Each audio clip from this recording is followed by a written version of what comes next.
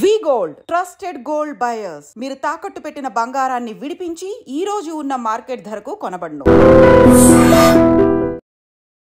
40 kgs అంటే అసలు అంటే లిటరలీ అనమాట. అప్పటికి పర్లేదు, బాగానే ఉన్నాను. కానీ by end of the time 44 46 western brief add వచ్చింది. అవును, that's the point. 44 kgs 45 kgs అంటే చాలా దారుణంగా ఉండేవాడిని. అంటే సన్నగా బోన్స్ కనపడుతూ టైప్లో. అయితే but then the beauty is I was 30 when I did వెన్నెలా. వెన్నెలా టైంకి నేను 30 ఏళ్ళు, నాకు లిటరలీ 29-30 స్టేజ్లో ఉన్నాను. శర్వా అనమాట, ఏంటి భయ్య ఏంటి నువ్వు కాలేజ్ స్టూడెంట్లా ఇంకా ఎలా ఉన్నావు అని. But that's what I'm saying. But ఒంటి తత్వం అది మీది, లేకపోతే ఒంటి తత్వం లేండి కొద్దిగా. నేను ఎక్కువ తినేవాడిని కూడా కాదులేండి, అది కూడా ఉంది. బట్ ఇంతకీ యాడ్ చేశారా లేదా? యాడ్ చేయలేదండి బాబు. అంటే ఎందుకు చేయాలనిపించలేదు? అంటే భయం వేసింది. అంటే మనం ఇలా కరెక్ట్ గా పోస్టర్ అక్కడ వేసాడు అనుకోండి పొరపాటుని. అంటే దానికి చాలా ధైర్యం కావాలి. ఒక అండర్వేర్ యాడ్ చేయాలంటే ఒక మనిషికి చాలా ధైర్యం కావాలి. యాక్చువల్లీ నాకంత లేదు, అప్పుడు లేదు, ఇప్పుడు లేదు. సో అక్కడి నుంచి వెంట film school after that. Actually film school వెళ్దామని యుఎస్ వెళ్ళానండి.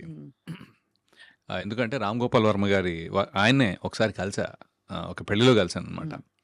పెళ్ళిలో కలిసినప్పుడు వెళ్ళి పరిచయం చేసుకుని sir very interested in maybe Varma అబ్బి వర్మ అన్నారా? అదొక్కటే అనలేదు నేను కావాలని. యాక్చువల్లీ మా ఫ్రెండ్ అరే వెళ్ళి కలిసావా అన్నాడు. కలిసాను రా, ఏమని చెప్పావు? అదే నేను ఇంట్రెస్టెడ్ ఉన్నాను, అది ఇది సార్ నా పేరు రవి, నేను ఇలా అదేంట్రా రవి వర్మ అని చెప్పలేదా అన్నాడు. చెప్పలేదురా. ఎందుకు ఐ మీన్ నాకేమి నేను దాచుకోవాలో లేకపోతే చెప్పకూడదు అని కాదు, కానీ నాకు నార్మల్గా రవివర్మ పేరంటే చాలా ఇష్టం పర్సనల్గా. దట్స్ బికాజ్ రవివర్మ అనే ఒక ఆర్టిస్ట్ కూడా నెంబర్ 1. బట్ ఎందుకో నాకు పెద్దగా నేను పెరిగిన వాతావరణం అంతా హైదరాబాద్ అండి టోటల్గా. ఎక్కడా కూడా నేను అంటే నాకు రాజుల ఫ్రెండ్స్ చాలా తక్కువ యాక్చువల్లీ.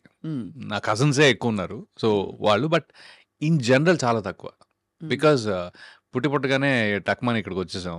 అవును, ఓల్డ్ సిటీలో పెరిగాం మొత్తం ఫుల్గా. అక్కడ హైదరాబాద్ బోల్తే बहुत बोलता मैं, ऐसे नहीं लाइक पूरे मेरे 50 दोस्त है, एटलीस्ट 50 से दोस्तान रहते हाँ, वो 50 दोस्तान है.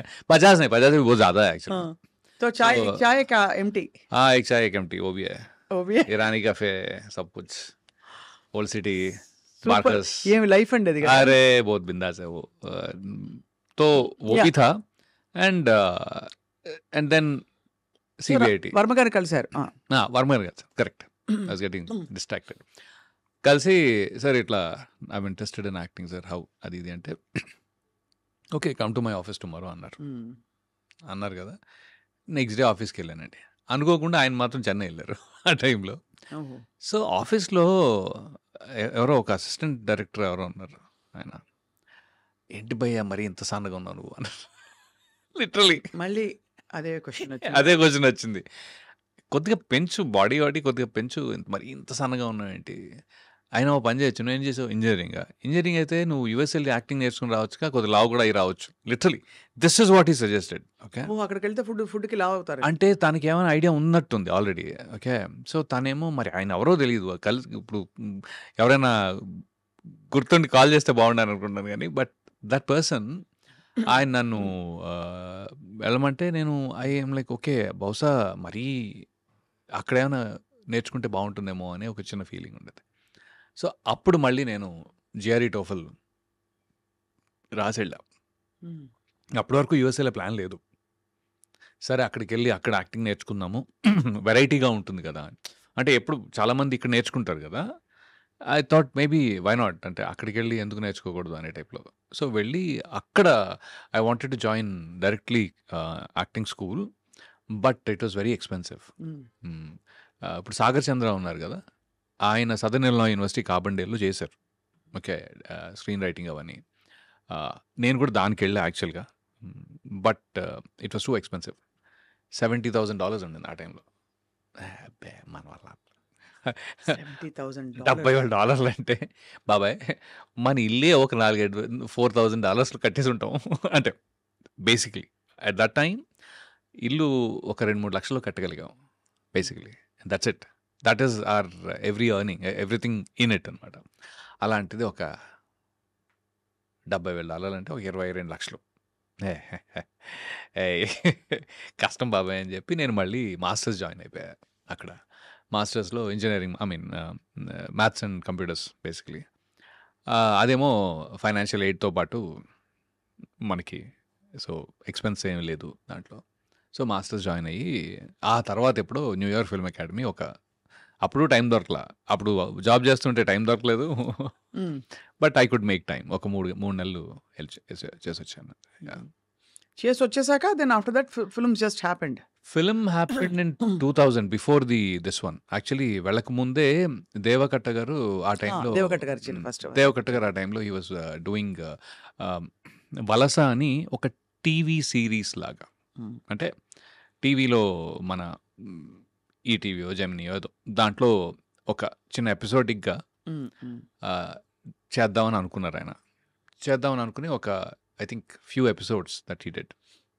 దాంట్లో వేరే నా ఫ్రెండ్ ఉన్నాడు కిషోర్ అని, తను చెప్పాడనమాట, అరే ఇక్కడ నా రూమ్మేట్ దేవా అని ఉన్నాడు, తను interested in movies, you want go meet him అంటే అవునరా వెళ్తానని చెప్పా. అదే క్రమంలో రాజ్ అండ్ డీకే గారిని కూడా కలిసి ఆ టైంలో. డీకేని ఎక్కువ కలవలేదు, రాజ్ని ఎక్కువ కలిసి ఆ టైంలో. సో దేవా వచ్చేసి, సారీ బ్రదర్ నేను ఆల్రెడీ అందరినీ హైర్ చేసేసుకున్నాను, 2 months అయింది నేను ఆల్రెడీ స్టార్ట్ చేసి, సో ఎవ్రీ వీకెండ్ ఆయన షూట్ చేసేవారు బేసిక్గా. నేనేమన్నానంటే సరే ఓకే అండి ఫైన్, నాకు ఒక చిన్న హెల్ప్ కావాలి, మీరు నన్ను ఆడిషన్ తీసుకోండి, అప్పుడు నాకు తెలుస్తుంది నేను అంటే అసలు నేను చేయగలనా లేదా, ఇదే నాకు this is how it is అనేది మీకు తెలుస్తుంది నేను చేయగలనో లేదో అంటే. సరే అయితే అని చెప్పి ఆయన లీడ్ క్యారెక్టర్కి ఆడిషన్ తీసుకున్నారు. And he was very happy. అరే నాకు తెలియదే, నువ్వు కొన్ని ముందు కొద్దిగా కనపడి ఉంటే, అప్పుడు ఆయన ఆ క్యారెక్టర్ తనే చేస్తున్నారు actually, because nobody else was interested much. So ఆయనేమో నువ్వు దొరుకుంటే బాగుండేది, నేను ఓన్లీ డైరెక్షన్ మీద కాన్సన్ట్రేట్ చేసేవాడిని. సరే ఓకే నో ప్రాబ్లం, నేను నెక్స్ట్ ఎప్పుడు ఏమనుకున్నా సరే ఐ డెఫినెట్లీ కాల్ యూ అని